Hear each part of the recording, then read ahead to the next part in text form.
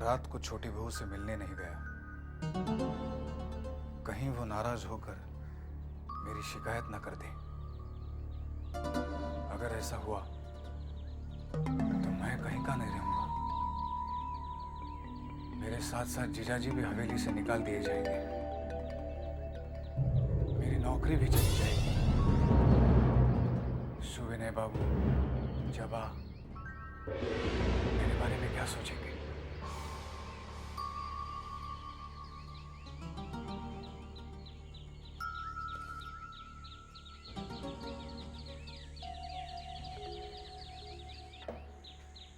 भूतनाथ बाबू, क्या सोच रहे हो भाई? जी कुछ नहीं, खत पढ़ रहा था। खत पढ़ रहे थे? खत तो वैसे ही पड़े हुए हैं। जी पढ़ने ही जा रहा था। बाद में पढ़ लेना भाई। कल मेरे पिताजी की कहानी फिर अधूरी रह गई, तो मैंने सोचा कि आज शुरू से ही शुरू करता हूं। तुम सुनोगे ना? जी हाँ सुनूंगा। तो सुनो। मेरे पिताजी मां काली के भक्त थे, बहुत बड़े भक्त थे। त्वमेव जगत कारणम विश्वरूपम, गुरुदेव से ये मंत्र मिला था। और यही मंत्र जपते जपते मोहिनी सिंदूर इतना बड़ा हो गया, कच्चे से पक्का मकान बन गया। पिताजी, हाँ, माँ खाना नहीं खा रही है।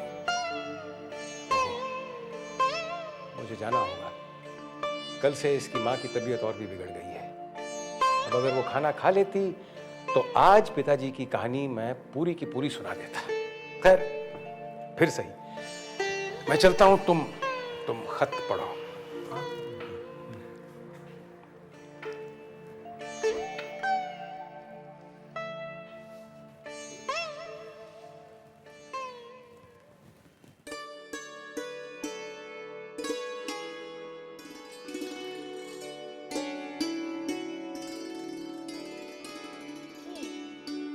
तो ये काम है तुम्हारा?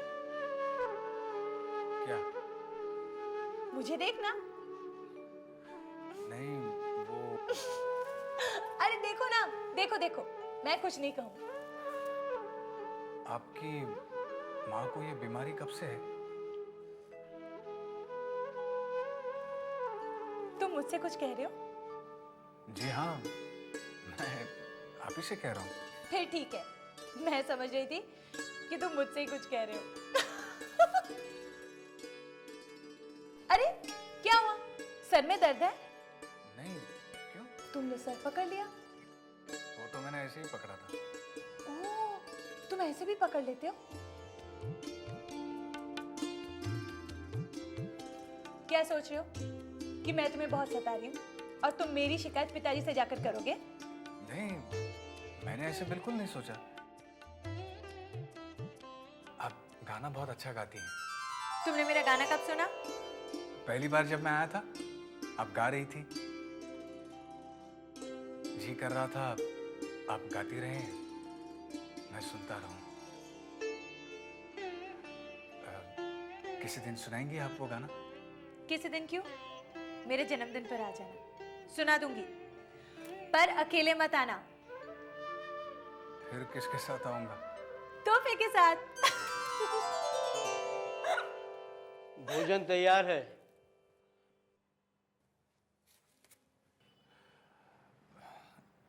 एक बात बताइए, भंडार से सामान कौन देता है? मैं देती हूँ। क्यों? नहीं, कुछ नहीं, ऐसे ही पूछा।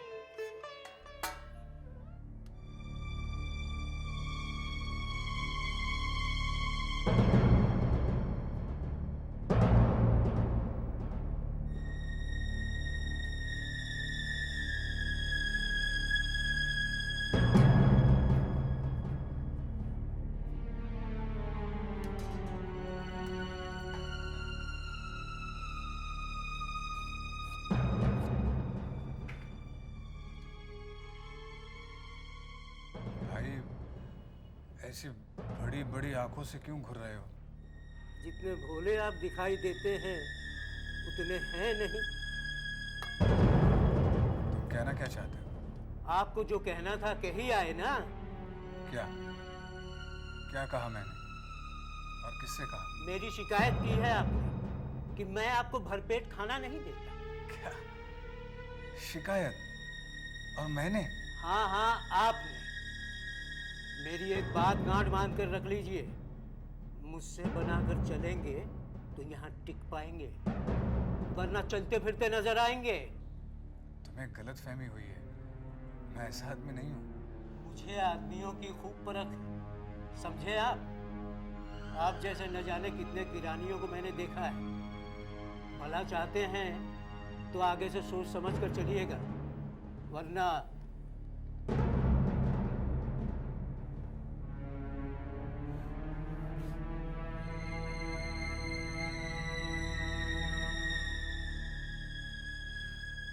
भोजन छोड़ना भोजन का अपमान है।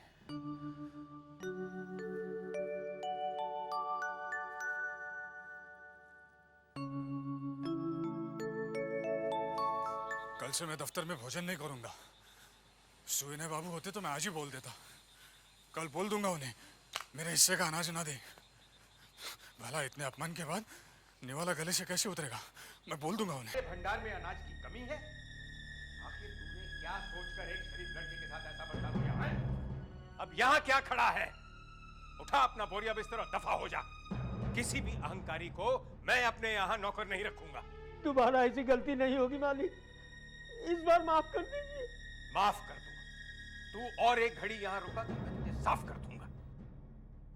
भूतनाथ बाबू, सच बताना, इसने तुमसे क्या क्या कहा? जी, इसने ऐसा कुछ नहीं कहा। इसने जो कहा वो मैं सुनना चाहता हूँ, फिजूल की बात नहीं सुनना चाहता।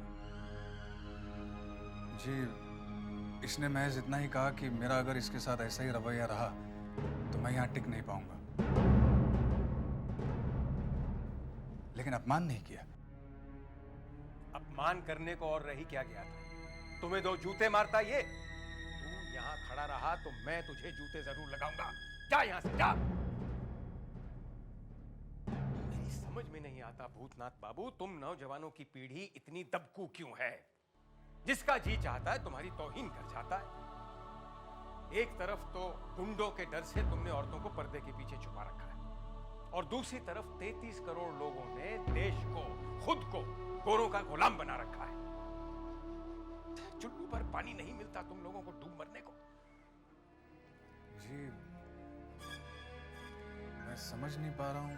आप तुम सच को छुपा रहे हो, मगर जबा ने मुझे सब सच बता दिया है। हाँ,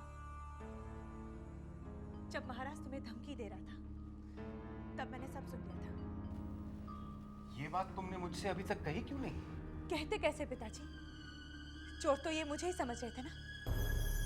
इनके हिसाब से भोजन का सामान मैं ही कम देती थी। क्यों? ठीक कह रही हूँ ना?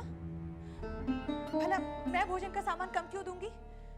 भरपेट भोजन देने के अलावा मेरा तुमसे संबंध ही क्या है?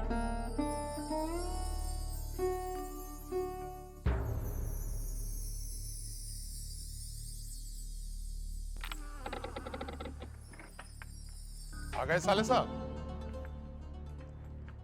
बंसी आपको कई बार पूछ चुका है। क्यों?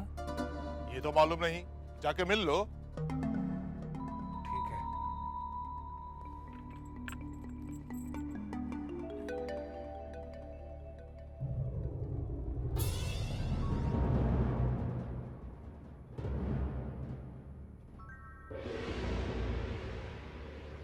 जरूर छोटी बहू का संदेशा होगा। कहीं कुछ गड़बड़ तो नहीं? नहीं, अगर कुछ गड़बड़ होती तो दरबान को भी पता होता।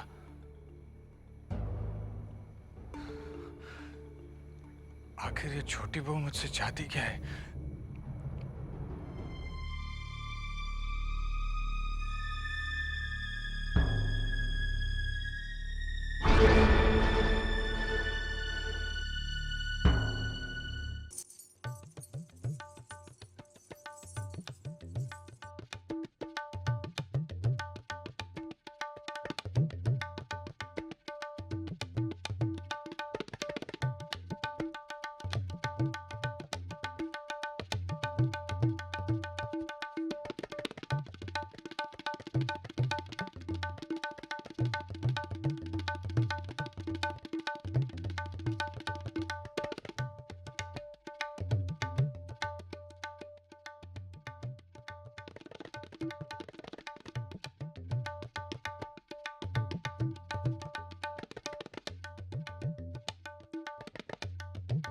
वाह, बहुत अच्छा तबला बजा लेते हैं आप।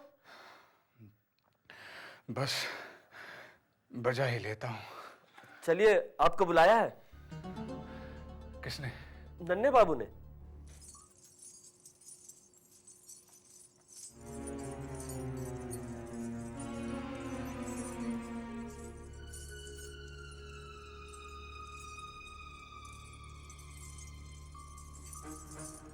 हुजूर, हुजूर,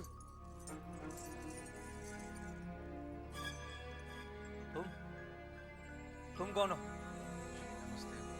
हुजूर, यही है मास्टर जी के साले साहब जो तबला बजा रहे थे। अरे अरे, आओ आओ भाई, तुम इधर आओ।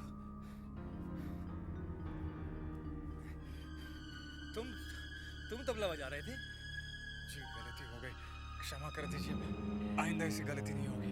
अरे नहीं, हम चाहते हैं तुम ये गलती करो, बार बार करो, मगर हमारे सामने बैठ कर तुम यकीन मानो, तुम्हारे इन हाथों में संगीत की देवी सरस्वती विराजमान है।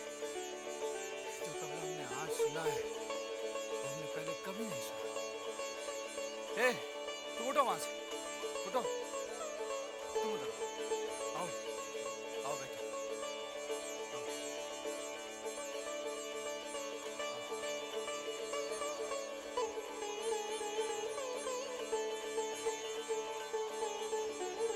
देखना ये है कि जोश इस कलाकार के बाजुओं में ज्यादा है या फिर इस फनकारा के पैरों में।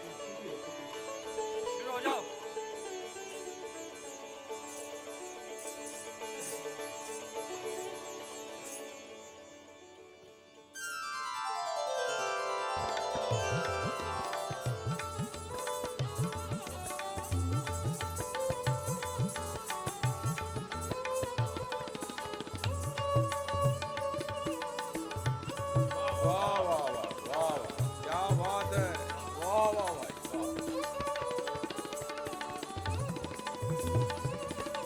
मजा आ गया भाई, समा बांध दिया।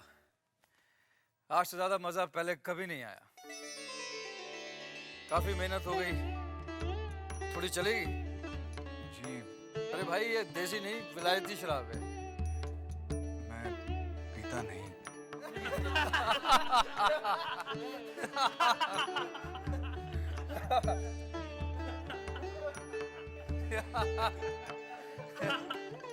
हुजूर, हुजूर, क्या है बंसी?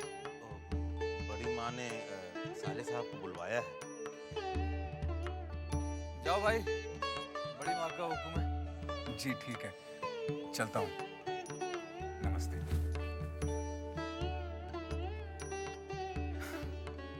अब तुम शुरू हो जाओ।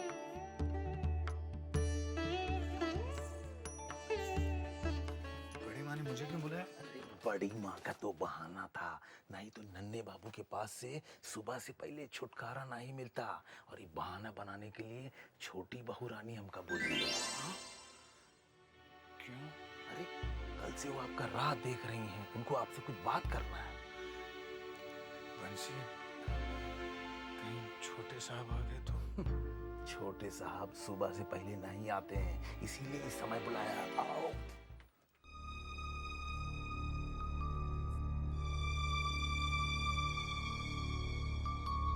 कौन है? क्या हुआ? ये कौन थे? ये है घड़ी बाबू, हवेली के बहुत पुराने नौकर हैं, समझे, बूढ़े हैं। इनका काम है हवेली की सारी घड़ियों का समय मिलाना और दूसरे का समय नष्ट करना। वो कैसे? हवेली के साहब और बहुओं को छोड़ के जो भी इनके सामने पड़ जाते हैं ना, ओका जबरदस्ती बैठाए कि जो उन किस्सा शुरू करते हैं तो घड़ी के सुई की तरह रुकते ही नहीं। और 3 बार बाकी है। चल जल्दी झूला लीजिए। क्या हो रहा है? बड़ी माँ हाथ धोआवत यहाँ है। 64 हो गया। अरे बहुत छुआछूत वाली हैं, अगर उनके ऊपर कौनो साया पड़ जाए या गलती से केहू से उनका हाथ छू जाए तुम जाना तो कितने बार हाथ धोवा थी? कितनी बार? 64 बार हाथ धोवा थी, तब जाए के कहीं पवित्र होती।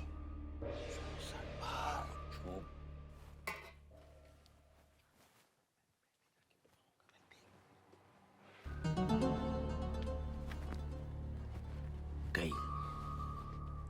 और देखो, वो है मजली बहू का कमरा, वो वाला। अपनी गोटी संभाल। मजले बाबू तो अपन पूरा समय रखेल के साथ बितावत हैं, और मजली बहू बाग गोटी खेल के अपने दिल का दुख हल्का करा थी। रोज नया नया गहना बनावत थी, कबो हार तोड़वाए के कंगन, तो कबो झुमका तोड़वाए के बिछुआ। ई है हाल साले साहब हवेली का। आओ चलो।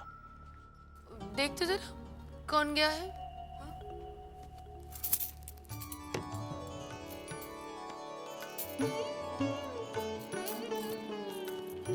कोई नहीं है। अरे आप तो हार रही थी, आपने गोटी बदल दी है। सिंधु, तेरी इतनी हिम्मत, तो अपनी मालकिन को बेईमान ठहराती है। नहीं नहीं मजली बहू रानी, मेरा ये मतलब थोड़ा ही था।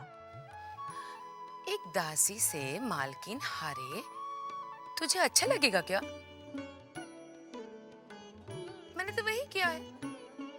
चल खेल।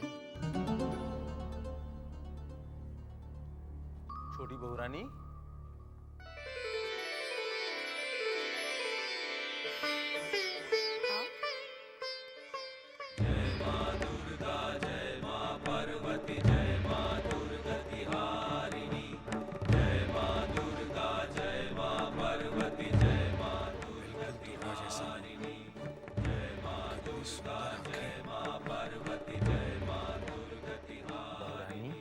ये है साले साहब।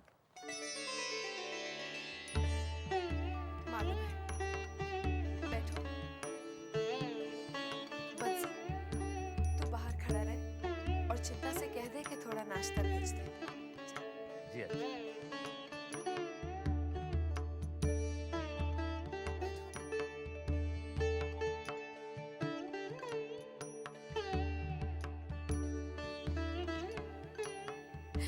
वहां नहीं, यहाँ ऊपर बैठो।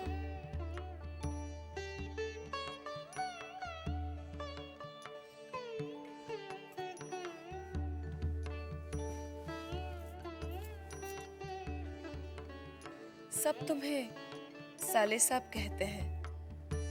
नाम क्या है ये तो बंसी भी नहीं जानता। होश संभालने से पहले ही माता पिता संसार से कुछ कर गए। सिर्फ बुआ ने ही देखा, उन्होंने ही मुझे पाला पोसा और नाम दिया भूतनाथ चक्रवर्ती। सबको सुनने में अजीब लगता है, आपको भी लगा होगा। बिल्कुल नहीं लगा। मैं तुम्हें भूतनाथ ही कहूंगी।